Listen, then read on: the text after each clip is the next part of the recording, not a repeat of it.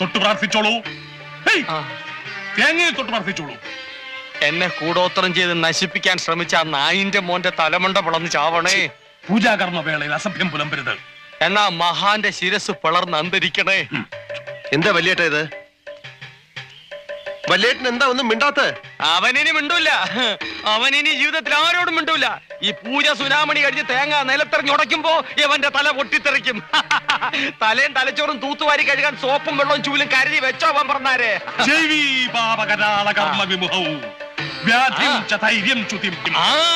കൂടോത്രം ചെയ്തവൻ ഈ പരിപാടി കഴിയുമ്പോ വിവരം അറിയുമെന്നാണ് ചേർക്കോണ സ്വാമി പറയുന്നത്. പറ സ്വാമി, പറ പറ. സ്വാമി പറഞ്ഞോ. പ്രജ്ഞസ്വച്ഛമന പരാക്രമ ഗുണാൻ വൈരിക്ഷയക്ഷയ പ്രത്യർത്ഥി. കേട്ടോ, ആക്രമിക്കാൻ വന്നവൻ ക്ഷയരോഗം വന്ന് കൊരച്ചു ചാവുമെന്ന്. ഇപ്പൊ പറഞ്ഞോ ഏതവനാ ചെയ്തെന്ന്. സത്യം തുറന്നു